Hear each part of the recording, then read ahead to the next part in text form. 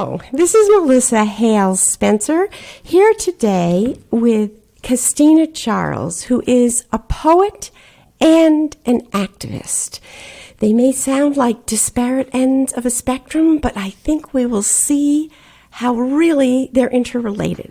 And we're going to start with Castina reading a poem. Okay, hi. So I'm going to start off with Reeducation. I want to re-educate myself from the higher level intoxicants bombarding my brain. I've been bamboozled into bejeweled deception. In youth, I was fed mythology, misled by a steady diet of history. Eurocentricity turned into Afrocentricity, which perpetuated mental idiosyncrasy. Ironic, really. I tried to find myself and got lost trying to find myself. So I must segregate myself in order to find the center's eye of self. So I want to re-educate my mind, cleanse its fundamental depths. I want to regurgitate the regurgitated regurgitations of the regurgitated nonsensical lies, repenetrating my cranium and purging it of all the shit that's inside. Illogically, I will logically deconstruct what's been constructed as pure logic. To balance out the equation, mathematically reduce societal creation, astronomically ascend to nirvana, and with the proud humility of a Buddha, restore what was once my glorious mind. Very powerful. That's the second time I've heard that poem, and I heard different things in it this time. I almost feel like I'll have you read it again, because the words come in such a rush, they kind of crescendo up, and then it levels out to this nirvana state. The rhythm even changes. So tell us about writing that poem. What led you to write that? Well, this particular piece it comes from a book that I published in 2009, Ranting of a Mad Black Woman. And that was it's an interesting title, but it's also reflective of a state of mind that it was in. Personally, I was struggling through certain things, but also I kind of wanted to, what I call, deconstruct the concept of madness, right? Because it has different connotations. You think mad, I'm angry. Mad, mentally ill, and there's this also perception of the angry, mad black woman. So I was playing around with those terms and playing around with that, and this book was my third book. And where I was coming with that is that I felt that I had kind of evolved a lot to get to that point, and my style of poetry is usually like, I'm very conscious of rhythm and flow and the way that words kind of interplay with each other. And sometimes I like to almost change the way a word means. Like I remember we had a discussion before we were talking about, and we were talking about this poem and the way that I use segregate.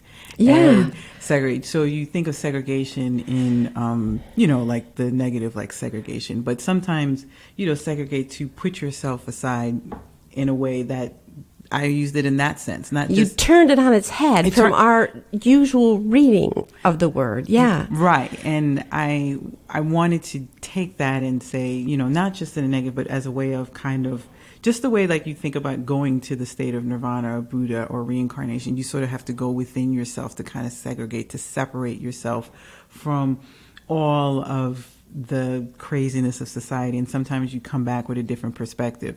So I like to play around with words, and I do that through this poem and different poems that I have in the book, where I take the meaning of words and try to flip them on their head a little bit. You do, and you're very playful with the word regurgitate. Yeah, I like it. Almost has like a rap sound to it, the way it spins like that. And that's kind of the turning point in your poem, because you're starting out with this idea of the Eurocentricity and Afrocentricity, and then you spin us and come out in this nice place on the other side. Yeah, and, regurgitate. Some words I really just like, and I like the sound of the word regurgitate. When I first learned, I was like, oh, that's I like the way, like, that flows. But, yeah, I use repetition because poetry to me and repetition is so wonderful together, but they have a meaning. It's like you're repeating it, but you're not actually saying the same thing. You're actually saying something distinctive, but I'm repeating it, using the same word to say something distinctive each time I'm saying it. So that's kind of how I used it. And yeah, and poems, most of my poems a lot of them actually, I go through these mini journeys. And so, I start off the open with, I want to re-educate, and talking about where I was as a person, where I started off, where, my schooling, my education, not really knowing much about African history, cultural history. Tell us a little about your schooling. Okay, yeah. So I am a straight Catholic schoolgirl my entire life. In Queens, was it? Queens, Yeah. That's right. Born in Queens, went to Catholic school from pre-K to college. And it's funny because I wasn't extremely Catholic. It wasn't like my parents were like, you were. It's just that it was Good education. Good education, Yeah. right. And it was the best place to go. So I went to Catholic school, went to Catholic college, but there was a turning point, I think, for me in high school, probably my senior year of high school. I came across 2 books, both written by Alex Haley. So the first one was Roots, his seminal book, and that piece really just kind of blew my mind. This was tracing his family's history all the way back to Africa. Right. But it's also the story of Black people, right, in the Black diaspora, the Black people from Africa living in whether West Indies or in the Americas and all of that. But it was just so raw. When slavery was broached in school, it was not even really broached. It's just like, it happened. Bad. That's about it. But you get this unbelievable journey and perspective. And something in that book that always, as a writer, that struck me about what Alex did, which I thought was brilliant, is that the book is about almost 800 pages. The first 400 pages of that book are Kunta Kinte's story. You literally, from birth to teenage, to him on the slave, him in Americas. But then it transitions from Kunta's story to Kisi's story when she gets sold from her father. And then you never hear about him again. And I remember reading, I'm thinking, what happens to Kunta? Like, I was so agitated. Like, what happened? I've been reading 400 pages. And then I thought about something about the brilliance of that. I said, well, that's what that would have felt like a little bit, right? If you got sold away from your family. Just the end. That's the end. Yeah. When you read slave narratives, what was the thing that they were most terrified of? It wasn't the whip, which, of course, that visceral image of bodies being whipped. No, it was being sold from your family. And so, just from an education point of view, what should our curriculum have? What should kids be learning about slavery? What would make it better, rather than having someone like you who explores on your own and found this book that meant so much to you and kind of changed your whole perception of history? What should be in the curriculum? It should be discussed. It should be discussed in detail, just like what happens to Native Americans. It's really important, especially looking at where we are right now as a nation. And not just here, but you see Europe, all these recyclings of all these things coming back. And why is this happening? It's happening because there's obviously lots of inequity, lots of ignorance, but there's also people not understanding what that history is, being confused by it, and you not only see the rise in racism, but anti-Semitism. Like, when I was in college, I took a class on the Holocaust, and I studied literature and books, and that was another eye-opening experience for me. And then you find out that, I don't know, only a good 30-40%, like only about 40% of millennials even know about the full extent of the Holocaust. You know what I mean? So that's a failure to me on that part, and not knowing that, because I think it makes us more, and we have to face the ugliness in our past. Like, when people say, "Oh, we've never been this way," I'm like, "What the heck are you talking about? What are you talking about, Trump? Like, are you kidding me? So, do you have like certain books you'd recommend for people besides Alex Haley? Certain ones that were pivotal for you that helped shape your idea of this history? Oh, there are just so many different things. From a literature perspective, in terms of actually having the literary experience of slavery, for me, Roots is the best as far as a novel. And I like it even more than certain historical stuff. Not that that's important. As a matter of fact, you should go and supplement and read historical stuff. But the reason why I like it is because it makes history real, and I love things that make history real.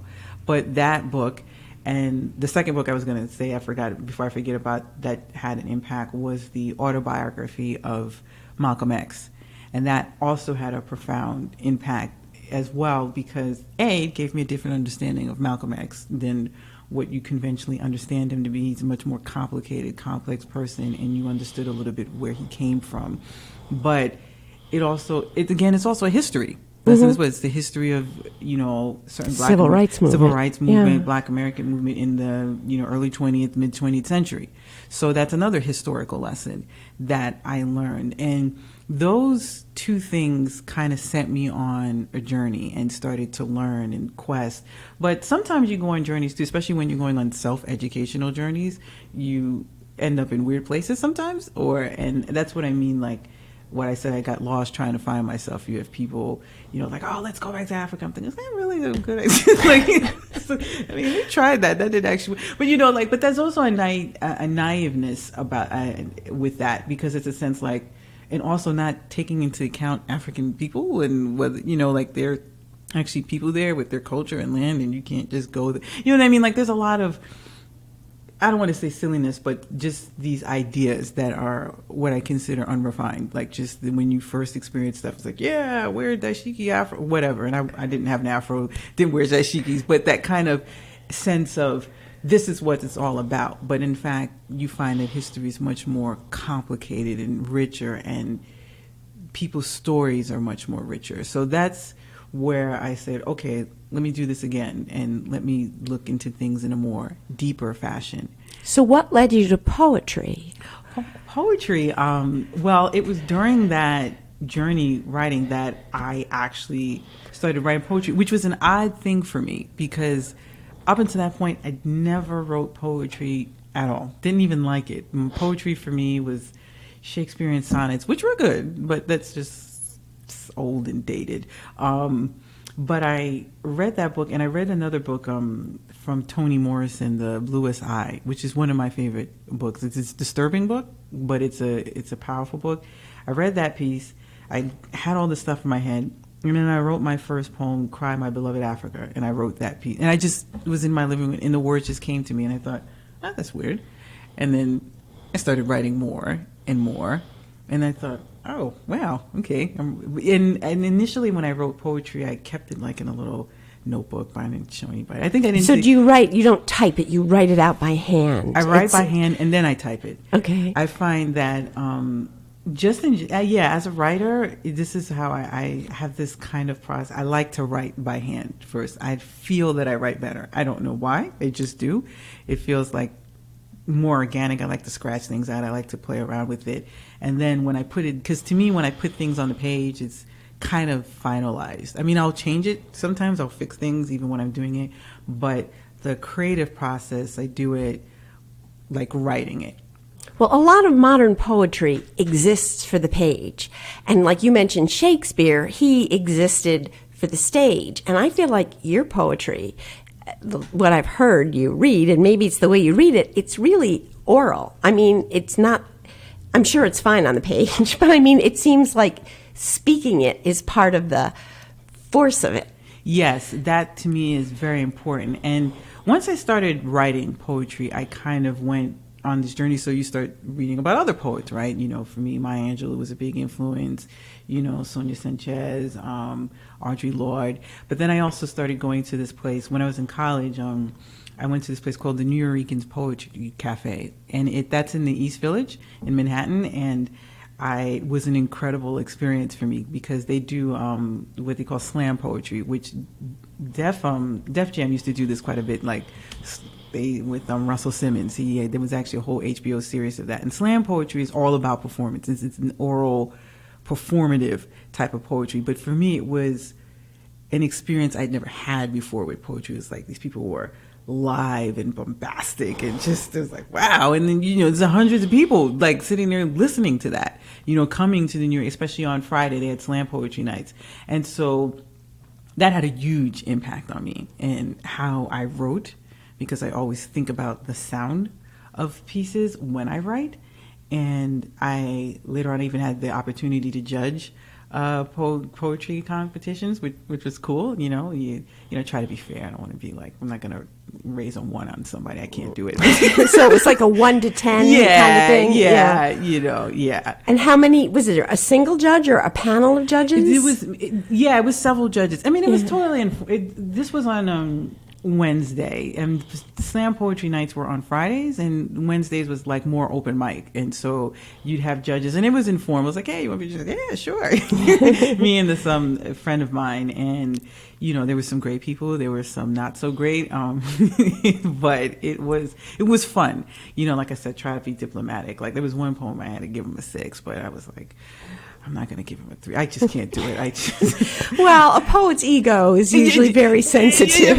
I'm an artist myself. I can't, I'm not going to, I'm going to be diplomatic here. So, but yeah, it was a wonderful experience, and that had a real impact on me. So when I write, because it gave you a place to have people respond to your poetry. To respond, but also it just taught me about even writing, even though I'm listening to it, right? It taught me the power of rhythm. It taught me the power of repetition, of movement, of performance in it.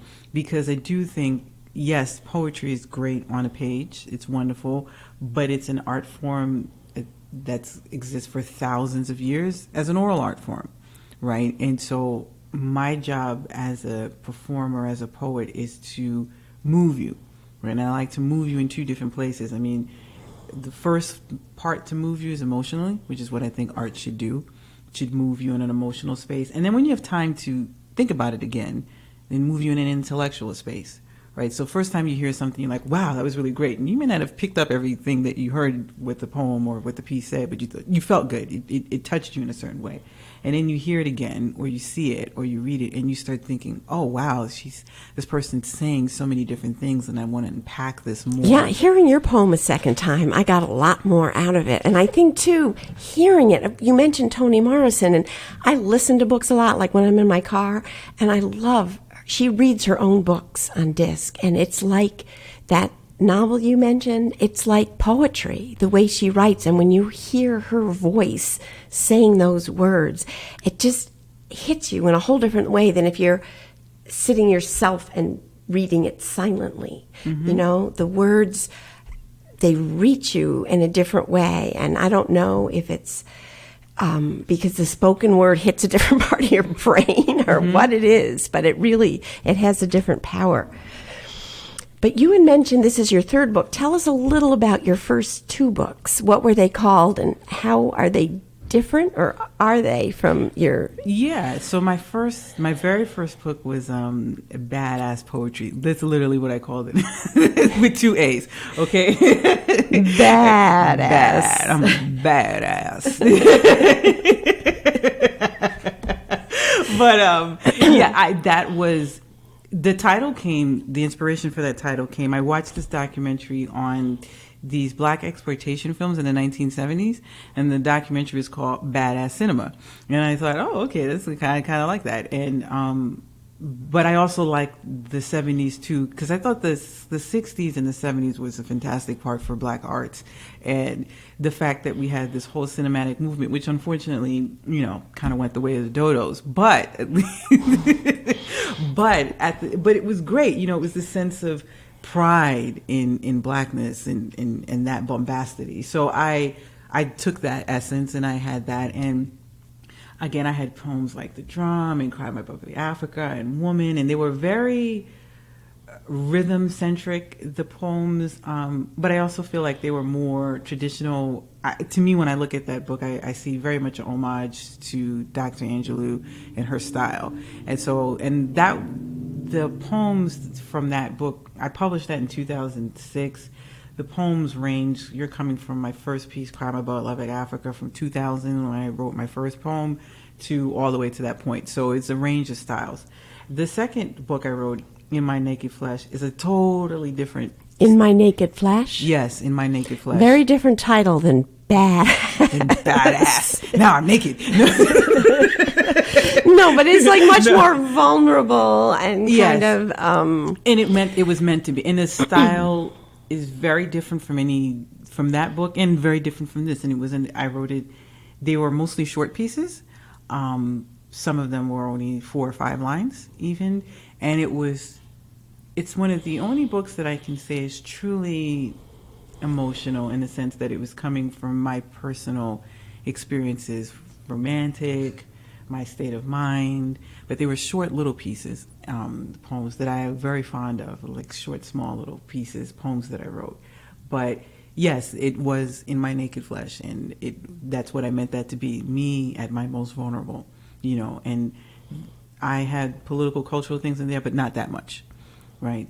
And then you come to this piece in 2009, which is The Ranting of a Mad Black Woman, and I feel like it has, to me, it's my favorite out of the 3. Although I like them all, right? They're like your children. You like all of them. Even the little ugly ones, you like them too. But in my naked flesh, but in Ranting, I like more because I feel I kind of refine my rhythm pieces. I could write more I have a little bit more, pizzazz, like more power in the way that I use words. I have even longer pieces, more epic pieces that are really performance driven in that. And then I have some smaller, quiet pieces too, right? Because and it's both personal and very political and very historical. So you have pieces where I'm literally walking in blood, like that poem that sounds heavy. And it is a very performance-driven piece. I don't know if you'd like me to go into it. Yeah, well, this is a perfect segue, because personal, historical, political is what you said, and this segues into Castina as an activist, because I'll just let people know that I met Castina because there was a group that I had never heard of called Altamont Main Street USA, and Castina had organized a protest with this group soon after Trump took office, downtown Albany in front of the O'Brien building, and there she was. And I just thought, what a fascinating person. So how did you become that Castina, the one that's leading a protest? Well, it's like I said, it's kind of an interesting journey. I mean, on the surface, I would say that I wouldn't find a natural connection between my poetry and my activism. Like, this is just like, yeah, that's not where that went. But what you can gather from my pieces is this intense interest in political activism and historical injustice. But I had never taken that step to do it. Part of it is just like, outside of certain things, tend to be a little bit quiet, to myself person. And the idea of me leading a protest would be kind of like, what the, so, but the circumstances that were happening kind of moved me a certain way. After the election, I'm thinking, wow, okay, where do we go from here? And I started signing petitions, which I think I said one time, I made a joke one time, petitions are like the gateway drug to activism. No, I hadn't heard that joke. I started signing petitions and through MoveOn.org. And then right before the inauguration, MoveOn had said, there are these gatherings in local area to talk about, the administration, what we're going to do. And there was the closest one to my house was in Altamont. So I went there, and there's an individual who was leading in his home, and he was doing it. And it was like, okay. And we decided on Altamont Main Street because he lived in Altamont at the time, on Main Street, and thought USA, like, yeah, that sounds really patriotic. Yeah. Okay, so here we go. Altamont Main Street, USA, here we go. So that's how we came up with the name. And I wasn't leading or organizing anything.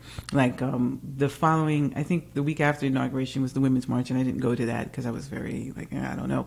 But then I felt like, wow, this was like kind of a big deal. I should have went to it. So the protest, my very, very first protest I went to took place on January 24th, and it was at the Leo O'Brien building, and it was another person put together by MoveOn, and it was part of MoveOn's Resist Trump Tuesdays event. So every Tuesdays for the first 100 days of his inauguration, they were going to do a protest, right? And so I went to one of those, and it was okay. It didn't end actually all that great. A lot of people dispersed. It was really weird. But it was great for me because it taught me I could do this, right? What I had been afraid of, I could do. And as I always and I do want to always add this caveat, I do think we're very fortunate up here in the community in the sense that we have not really experienced so much ugliness, because I mean, protesting and those things in many places in this country, in the world, this is very dangerous. There's a lot of you put a lot on the line, so it's not an easy thing to do.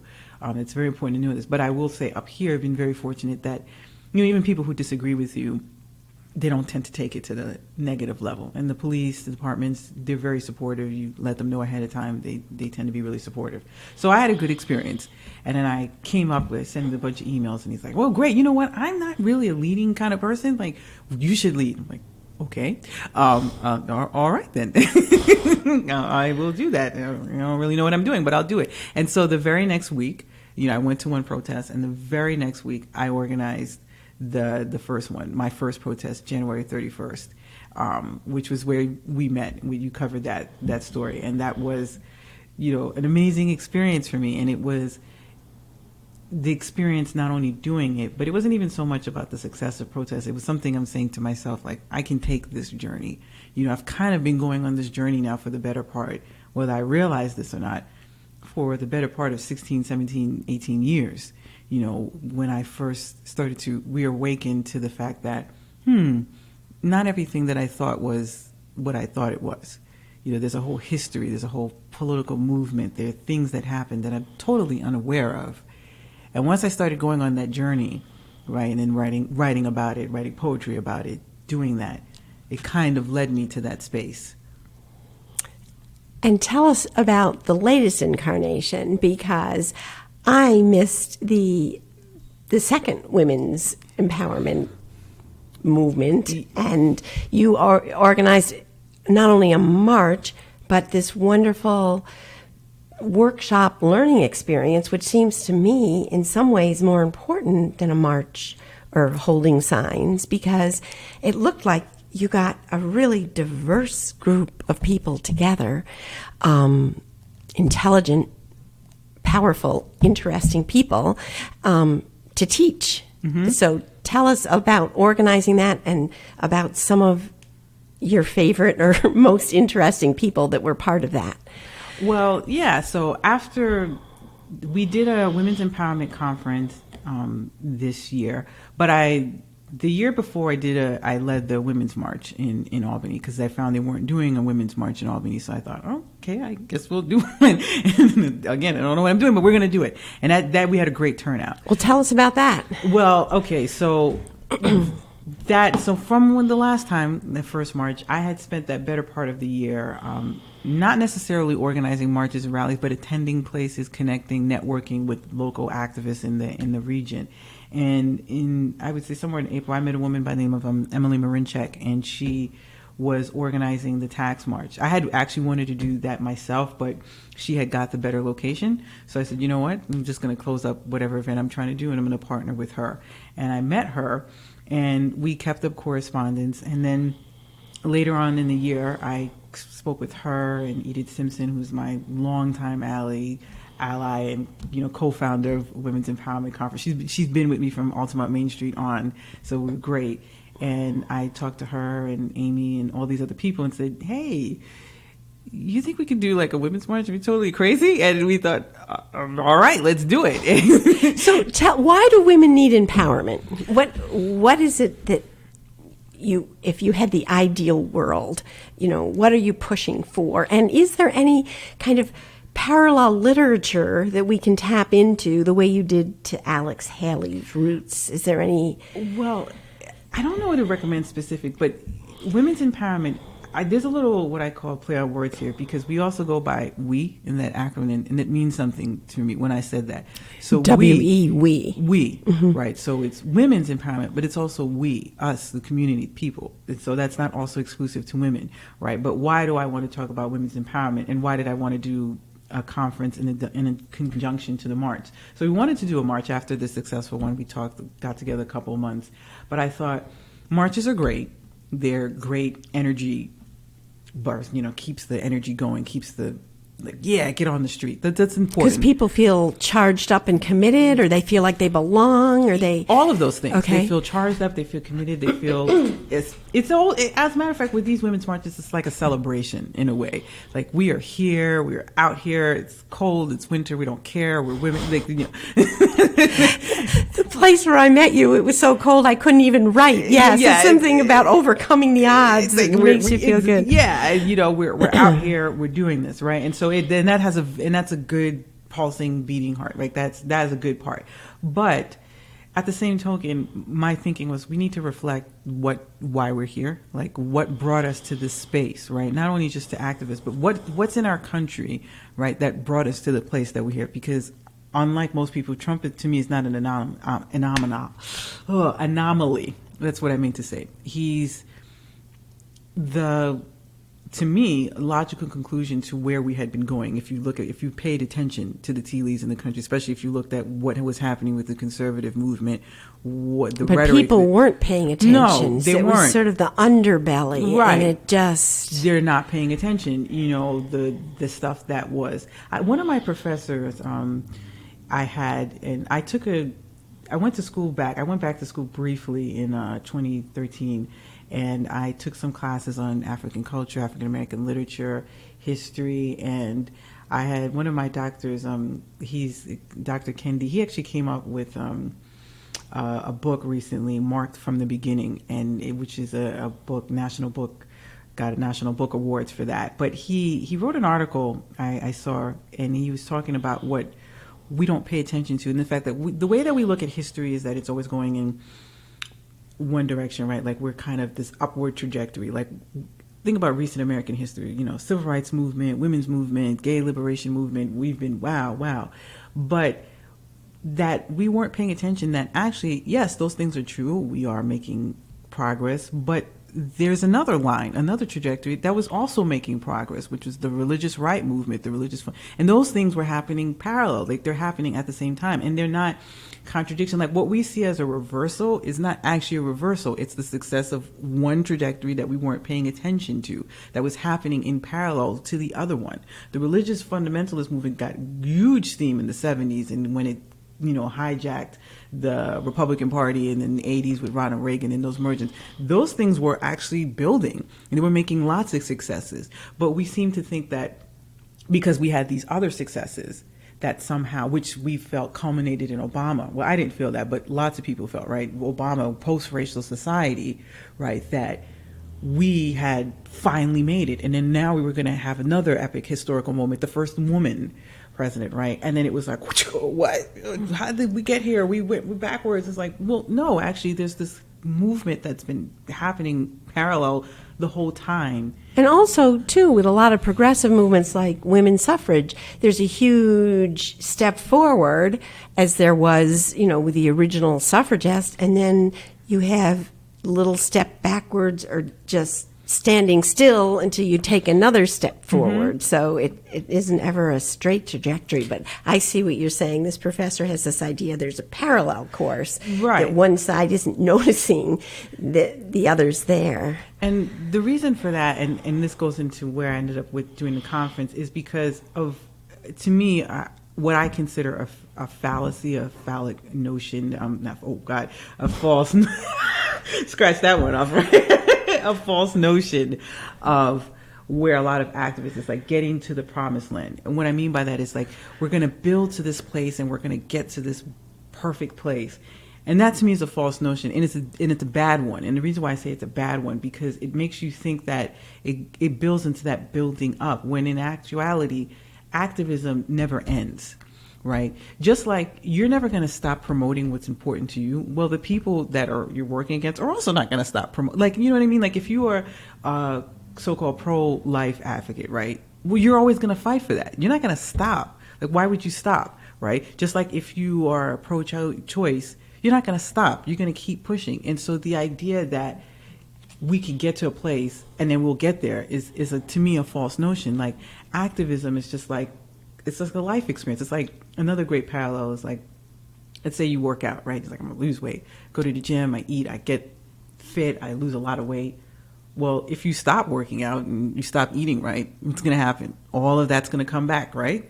So activism for you is like breathing. It's like something you have to keep doing exactly in order to to sustain itself. Not you don't reach a point, you have to continue it. And so that goes why I wanted to do the conference, and I partnered with Edith Simpson and Sarah Kochu, the other two co-founders, and Sarah works for the Healthcare Education Project, and I met her when I did the first Women's March that I organized, and we decided like we wanted to do something a bit bigger, that had more sustenance to it and not just a march. So we came up with this conference, and we had this amazing group of women that we had brought together, diverse women that were representative of our values, that were as inclusive as possible, although we did have some men as well. And it was great. And what we did, we started off, the first part was the morning plenary, which was open to everyone. The whole event was free, but we had the max capacity to have lots of people for that. And we had the speakers come, and they did probably for like 2 hours, 2.5 hours. Speakers, we had music, performance. And just to give people an idea, like you had a woman who had organized a protest in the DMZ in Korea. And right. You had a woman who had made a movie about her own heritage, which turned out to be not what she thought it was. Mm-hmm. And I mean, just across the spectrum, fascinating perspective. Both of those women, Christine Ahn and Lacey Schwartz, were our keynotes. So Christine Ahn was in the morning. She was our keynote. She was introduced by Albany Mayor Kathy Sheehan. She did her introduction for her. And then and she's the one that organized this Korean right. protest. So she Women Cross DMZ. So and she did an actual women's march in 2015 with Gloria Steinem, several other Nobel Prize laureates across the Korean demilitarized zone in 2015. And I had an opportunity to see her speak in last year, February, I think, right shortly after I did the Women's March. And I was so moved by her as a speaker, right? Because I think sometimes, to me, what's moving as a speaker is not just a person who says things that confirm what I already knew, but also educates me on things that I did not know. It gives me a different perspective. And sort of stretches your mind. Yeah, stretches it. And she gave me a completely different understanding of the history behind Korea and all of that. So that I felt, and she was an emotional speaker as well. Like it's personal to her. So I thought, I need to bring her here. And so I hooked up with Maud Easter, who's part of Women Against War, and I met her also through the Women's March. I met a lot of women through the Women's March, and because she was the one that organized Christine's speech, and I thought, I sent her a topic I said, I would like Christine to come, but Christine lives all the way in Hawaii, so I didn't think it was just pertinent just to have her speak for 10 minutes. I'm going to fly all the way though. I mean, that's nice, but that's, you got to make something worth somebody's while. So I thought we should do a workshop as well, specifically with her. And it came up with the title. I was like, Finding Our Voices in Darkness, an Activist Journey for Peace. I wrote that title and I sent it to her, and I was like, oh, that's a great title. And I was like, I want her to do it. And she's like, okay. And then she reached out to her and brought her on board. And so she was our keynote for the morning plenary. We had a break, and then we did the workshops. And each workshop kind of came from a specific place, wanting to address very specific issues. So we had, why not me? First we march, now let's run for office, right? And that was led by an awesome, I always call her my Wonder Woman. She's part of the WE team, the committee that I put together to put on the Women's March and Women's Conference. Like Lisa Powell-Graham, she actually worked on Hillary Clinton's campaign too. Like she's an awesome, positive, bubbly public speaker. Well, a lot more women, they call it the Trump effect, are running for office now than had previously. And so she did a workshop. The workshop that I led, Our Voices, Our Bodies, Our Communities, Black Women Taking Ownership of Our Blackness. That to me was kind of where I'm going in a more deeper sense as a Black woman. Tell us about that. So what I wanted to do with that, and I had several panelists I had on that particular event, and for me, the women that I brought to that, I wanted them to bring something special. So I had Gabrielle Say, who is the political director of 1199 SEIU. I had Angelica Morris, who's the executive director of the Schenectady Human Rights Commission. And then I had Kim Lee Dorsey, who's this wonderful, fabulous transgender activist. And I had them as my 3 panelists, and I asked them a couple of questions, and I wanted them to speak to their experience about as a Black woman, but also certain issues. I mean, it's such a broad topic, but I wanted them to speak from their own personal experience on that. And I also wanted to bring a historical overview.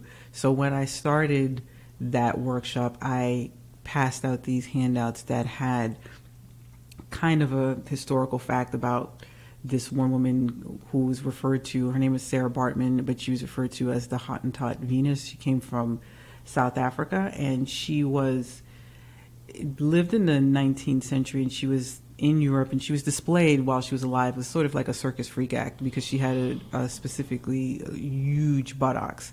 And so, I mean, you would see, drawings of people like, oh, what roast beef, like just the most degrading kind of things. And then when she died, she was dissected, and it was like she was just like considered a freak. So I started with that because I want people to understand when you're speaking about ownership of bodies, especially as a Black person, as a Black woman, there's a very specific meaning. Okay, taking ownership. So I started off to give that unfortunate history, right? And then I had these women speak to it, and we had questions and answers.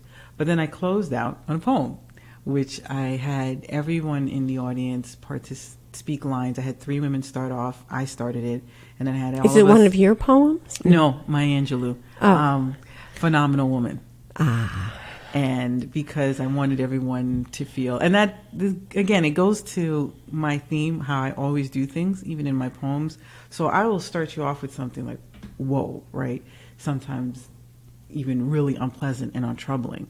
But I don't like to leave people in that space. I want you to realize that there's hope always, even in dark, ugly places, because that's also important to activism. So your seminar was like that. You started out with this very ugly example of a woman being exploited and displayed, and then you ended with this shared poem.